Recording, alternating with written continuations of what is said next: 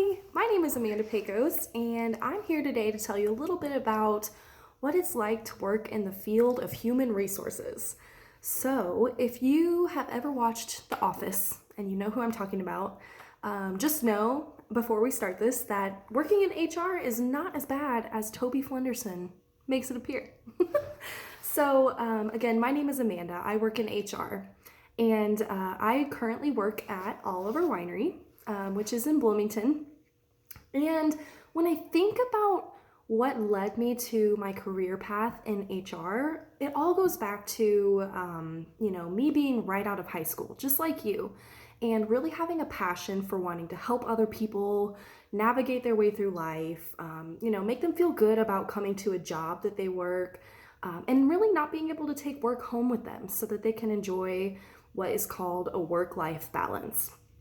And so that really drove me to start looking into the field of human resources. And so when I was first out of high school, I worked at Orange Leaf, which is a froyo shop, and I was the assistant manager there. So some of the things that I did at Orange Leaf would include community fundraising, hosting events, training staff, hiring and onboarding new staff. And so it was a little bit of a dip in the water of what it would be like to work in HR. And then after Orange Leaf, I worked at Indiana University as an administrative assistant where I would help run the office, get coffee, make phone calls, and schedule meetings. And so it really acquainted me to what it was like to work in a smaller office. And then, of course, after working at Indiana University, I interviewed for a job at Oliver Winery. That was a dual reporting role. So that means that I would report to two different managers in two different departments.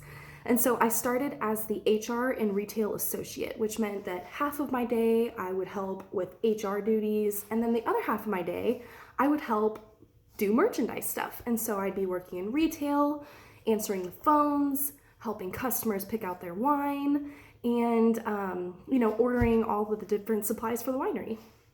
And then right at the beginning of January of this year, I got promoted to a full-time human resources associate, and that's currently what I serve as. And so my day as an HR associate looks a little bit like, talking to people, talking to a lot of people, and interviewing people, working with hiring managers to write job descriptions, and serving as a face of HR, a face of support for all of the current employees who work at Oliver Winery. So I have the question in front of me that says, what made you decide to tackle this subject? And how did you get into the industry? And why do you stay? So again, I covered a little bit about why I love the field of human resources and love helping people and being there to support them in what takes up a lot of their lifetime.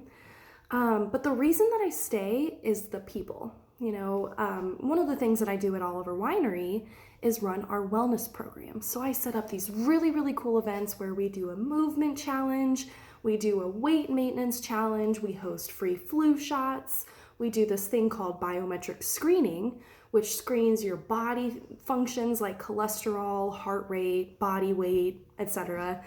And it's always so promising at the end of the day to hear from my fellow colleagues at work that what I did made a difference in their life, whether it helped them set new goals for themselves, it helped them vent so that they can have a better day, or whatever it is. It's always the people who come back to me and say, thank you for being such a great help. I couldn't do this without you.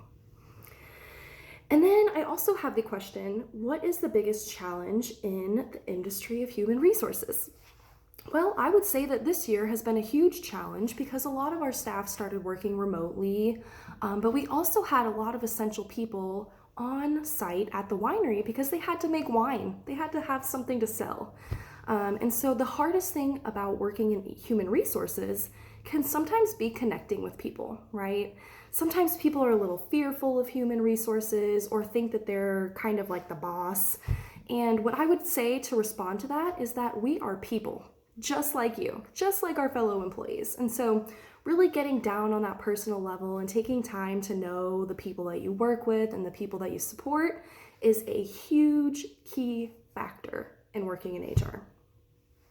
What are some of the ways that people from HR are making a difference in the world? Well, we're here to support everybody who's working right now, right? Whether they need to talk to somebody about an issue that they have, or they get sick and they don't know how to handle it, all of those, different questions that come about, we're there to help them. But other ways that we make a difference is just being there to support our fellow community too.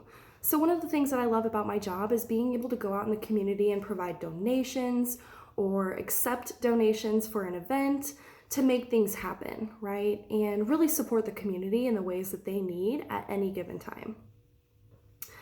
What has helped you to get to where you are, and what advice would you have for others who want to set off in a similar direction? Well, I know you're in high school, so I know that you're probably wondering what's next and what's outside of the world of 2020 and beyond.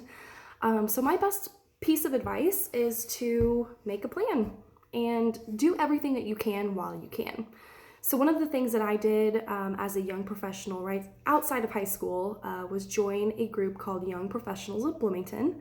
And it was a group where just young professionals like myself would get together and talk about what it means to be a young professional.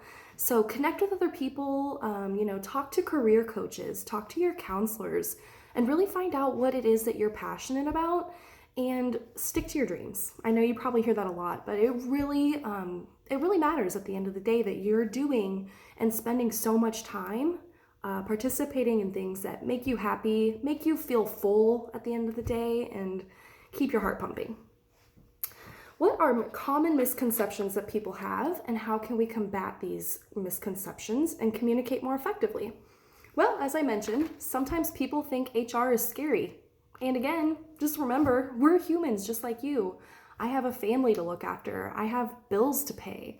I get sick occasionally, right? And so I, as a human, also understand what it's like to be human and to make mistakes, or to also have to deal with something that you might not have scheduled in your calendar, right? So first and foremost, remember that the people who are there to support you, not just HR, but also your counselors, your parents, your teachers, they're all human as well. And they're also dealing with this crazy world of 2020. So remembering that they're human, and also just being yourself and really believing in the fact that, we're all human and we're all in this together is a big part of that. How has the field of HR changed in the past 5 years, and what do you predict will happen in the next 5 to 10 years? That's a great question. I've actually only been in HR for 2 years, but I can say that over the 2 years that I've served in this role, human resources has turned a lot of, changing policies, writing job descriptions, a lot of administrative work like that, to being there in person and serving support on site, right? So when I think about some of the issues that arose over 2020, like racial injustice or anything like that, we turned around to talk to our staff members and hear, what is it that you care about? What is it that you support?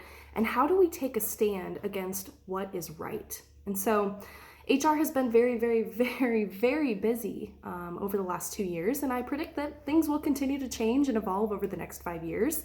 It really all about is adapting to the world that's in front of us and being there to support the staff that make that world go around. All right, well, I think that's all the questions that I had to answer about working in HR. But of course, I, just want to pass along the message that, you don't have to serve in HR to show that you care about people. I encourage you to also check out opportunities that you can volunteer for, reach out to your neighbors and see if you can go get their groceries one day. It's the small things that really matter that make a difference. Have a good day.